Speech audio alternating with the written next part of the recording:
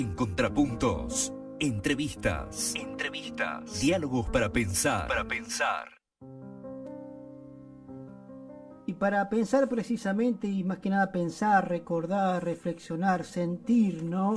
El Día Internacional de los Trabajadores y las Trabajadoras, estamos comunicados con Carlos Solero. Carlos Solero es licenciado en Ciencias Políticas, docente incluso en la Universidad Nacional de Rosario, la Cátedra de Sociología y en otros institutos, pero a la vez es interesante porque él es militante anarquista y queríamos conversar sobre este tema con él. Buenas tardes, Carlos, ¿cómo te va?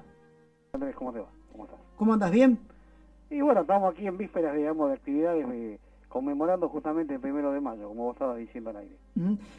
Contame cuál es el origen de este 1 de mayo, Día Internacional de los Trabajadores. Bueno, en realidad el 1 de mayo tiene un origen bastante remoto, no exactamente esa fecha, sino la lucha por la reducción de la jornada de trabajo, ¿no?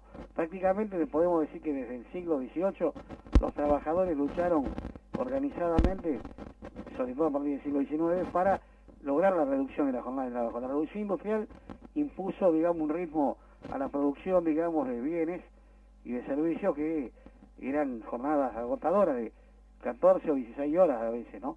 Trabajo de niños, de mujeres, trabajo diurno, nocturno. Entonces, esta fue una de las cuestiones que a comienzos ya del siglo XIX los trabajadores lucharon más organizadamente. Nosotros lo remitimos al siglo XVIII porque en la última etapa de la Revolución Francesa justamente aparece, digamos, algo que es una especie de proto-proletariado. Pero el proletariado aparece después de la Revolución Burguesa y con la Revolución Industrial. Esta lucha, digamos, emblemática del 1 de mayo remite más que nada a acontecimientos que ocurren de este lado del Atlántico, donde habían migrado al norte de América miles de trabajadores de Europa Central, de Alemania, de Francia, es decir, los derrotados de la Comuna de París de 1871, los perseguidos por el zarismo en Rusia y los perseguidos por Bismarck en Alemania. Entonces, es justamente Estados Unidos el lugar donde se va a dar un movimiento de trabajadores que se van a organizar en sociedades de resistencia, en sindicatos, con orientación socialista, anarquista principalmente, para pedir por las 8 horas de trabajo. En 1886 ya el movimiento norteamericano tenía cierto grado de madurez, pero la virulencia, digamos, de la represión patronal, de la represión de los capitalistas, era tan grande que justamente también la respuesta era una respuesta violenta, ¿no? De ahí viene aquella famosa frase que en los años 70 se popularizó, que la violencia de arriba engendra la violencia de abajo. Justamente los trabajadores que van de ahora adelante, las jornadas de mayo de 1886, son los que van a casi acuñar esa frase. Eran editores de periódicos en alemán, sobre todo. Fíjate que la mayoría de los llamados mártires de Chicago son alemanes, justamente, ¿no? Y escriben los periódicos en ese idioma. Eso da también la idea de la cantidad de trabajadores inmigrantes de esa nacionalidad. ¿Qué va a pasar? Bueno, el 1 de mayo se convoca a una manifestación y en Hardbaker Square va a haber una represión sangrienta luego de una provocación de agente policial que tira una bomba, y el 4 de mayo se va a convocar otro mitin, y en realidad las jornadas son las del 4 de mayo de 1886, que es la que produce la otra represión y la gran redada de los militantes anarquistas, ¿no? Que, como hemos evocado contigo en noviembre del año pasado, es noviembre el momento en que son ejecutados estos militantes anarquistas, o bien como uno de ellos se va a suicidar en la prisión con un cartucho de dinamita porque no admite, digamos, la prisión, la pérdida de su libertad, ¿no? En realidad, digamos, yo creo que lo importante es, como decís vos, recordar, evocar y ver cómo hay cosas que han transcurrido 2 años y se mantienen casi igual, ¿no? Estaba prohibida la agremiación de los trabajadores en Estados Unidos en aquel momento. Bueno, ahora, el año en curso, vemos que el estado de Wisconsin se ha sancionado una ley que también prohíbe a los trabajadores reclamar por sus derechos y organizarse para reclamar por estos derechos. Cosa que se puede extender a otros estados de la Unión, digamos, y esto justamente ha despertado la furia de muchos trabajadores que se han manifestado en las calles de Estados Unidos. Pero sobre todo el 1 de mayo, creo que en 2011 tiene otra connotación, ¿no? Y es la agitación que se da a nivel mundial. Inclusive, o sea, Grecia, España, Inglaterra, Francia, Alemania misma, por diversos motivos, y la agitación dentro del mundo árabe, que creo que la quieren teñir de cuestiones religiosas y demás, pero tiene que ver con el hartazgo de los pueblos, ¿no? El 1 de mayo tiene que ver con el sentimiento de libertad de los pueblos, para terminar con el sistema capitalista, básicamente, ¿no? En 1890 creo que se realizó un gran acto en distintas partes de Argentina, ¿no? Algo así puede ser, ¿no? Así es, en realidad en 1890 va a ser la primera celebración, no en términos de festejo, sino digamos de recordación, de conmemoración, de memorar juntos.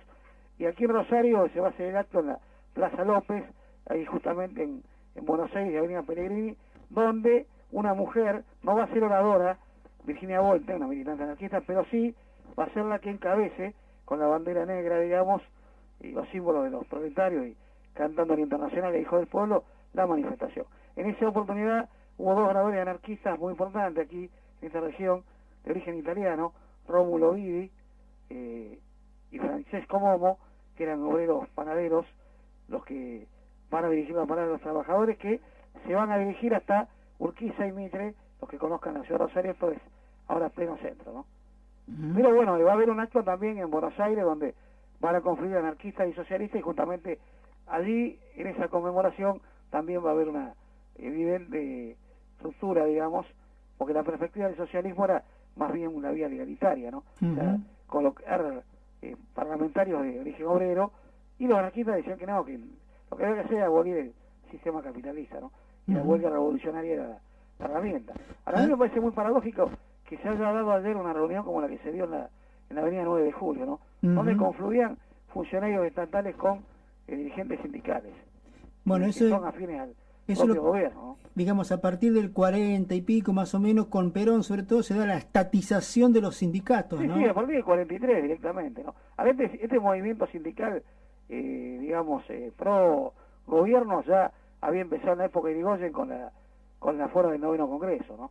Que busca la mediación del Estado, de alguna manera. El acercamiento del Estado comienza en la época de Irigoyen. Lo que Perón hace es sistematizar la cooptación de los dirigentes sindicales a partir del 43, ¿no? Pero también hay que decirlo con todas las letras, había un movimiento proclive a esto, en el llamado sindicalismo, corriente sindicalista, que venía de los años 20, ¿no? Esto quedó en evidencia en los conflictos como el de la Semana de Enero del 19 y demás, ¿no? Lo que hizo Perón fue más que nada darle si se quiere, el formato que va a terminar de adquirir en la época de Frondizi.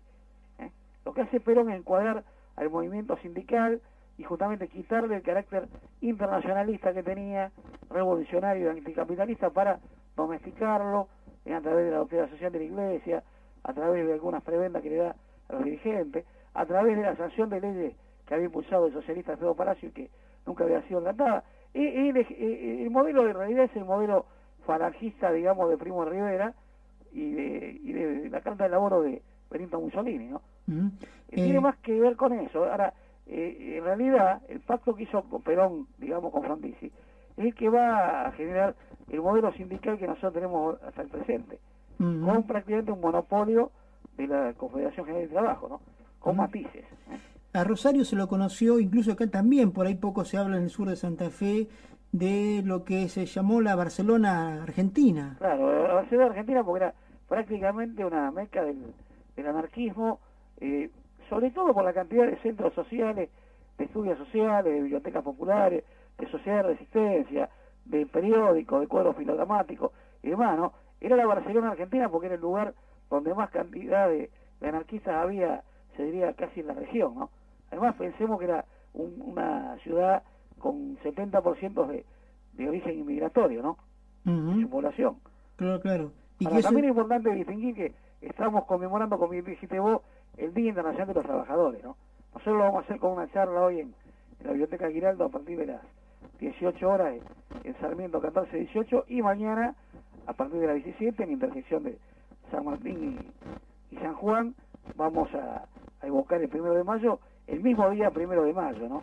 No el 29 de abril, como han hecho estos dirigentes, ¿no? Que son claramente pro-patronales. Esto es lo más interesante de ver, ¿no?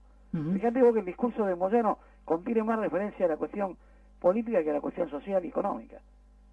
Bueno, el propio Moyano dijo, bueno, después de Perón, el 1 de mayo es es una fiesta. No, y probablemente para gente como él tiene que ser una fiesta. Ahora, para los trabajadores precarizados, para la mayoría de los excluidos de la población, no, lejos está de ser una fiesta. Eso, por eso digo, no es casualidad, fíjate lo que decimos, en Estados Unidos, el 1 de mayo lo conmemora la gente de ideología revolucionaria y solamente. Lo que es un día laborable como cualquier otro, justamente el lugar donde se originaron los acontecimientos que estamos evocando, pero no es solo eso, después se celebra en agosto el Día del Trabajo. Y vos sabés, Andrés, que trabajo viene de tripalium, es decir, de un elemento de tortura que eran 3 palos atados a lo que se ponían los esclavos para azotarlos, ¿no? ¿De dónde viene? Repetilo. El tripalium era un aparato latín, ¿no? Eran 3 palos cruzados y atados, amarrados, donde se ponía a los esclavos insumisos para azotarlos. Es un elemento de tortura. Celebrar el Día del Trabajo es como celebrar el Día de la Picana, más o menos, algo parecido. O sea, y es algo bien distinto a celebrar el Día de los Trabajadores. Además, en realidad, uno no podría decir que desde 1866 para acá, ningún Día de los Trabajadores haya sido feliz para el proletariado. Habrá habido etapas en las cuales el proletariado había logrado en algunas regiones del mundo algunas conquistas, pero ya que estamos hablando de esto, podemos ver un panorama internacional en el cual Mussolini manipuló el 1 de mayo, Adolfo Hitler también hacía grandes despliegues multitudinarios el 1 de mayo, no olvidemos que el partido nazi es el Partido Obrero Nacional Socialista, Partido Obrero Nacional Socialista.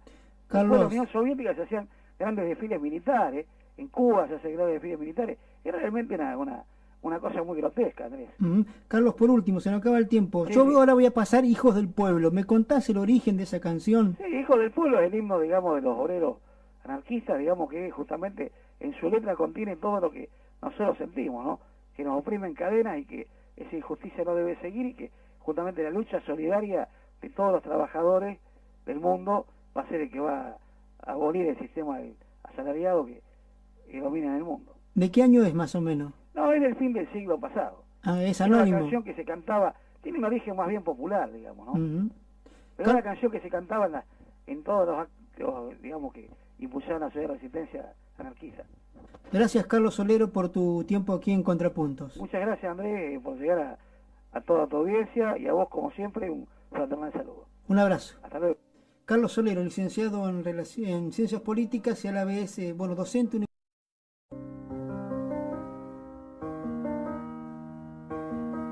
En Contrapuntos, entrevistas, diálogos para pensar. Y para pensar precisamente, y más que nada pensar, Requía y en otros institutos, pero a la vez es interesante porque él es militante anarquista y queríamos conversar sobre este tema con él. Buenas tardes, Carlos, ¿cómo te va? Andrés, ¿cómo te va? ¿Cómo estás? ¿Cómo andas? ¿Bien? Y bueno, estamos aquí en vísperas, digamos, de actividades conmemorando justamente, ¿no? Prácticamente podemos decir que desde el siglo XVIII los trabajadores lucharon organizadamente, sobre todo a partir del siglo XIX, para lograr la reducción de la jornada de trabajo. La reducción industrial impuso, digamos, un ritmo a la producción, digamos, de bienes. Recordar, reflexionar, sentir, ¿no? El Día Internacional de los Trabajadores y las Trabajadoras. Estamos comunicados con Carlos Solero. Carlos Solero es licenciado en Ciencias Políticas, docente incluso en la Universidad Nacional de Rosario, la Cátedra Sociológica. El 1 de mayo, como vos estabas diciendo al aire. Contame cuál es el origen de este 1 de mayo, Día Internacional de los Trabajadores. Bueno, en realidad el 1 de mayo tiene un origen bastante remoto, no exactamente esa fecha, sino la lucha por la reducción de la jornada de trabajo.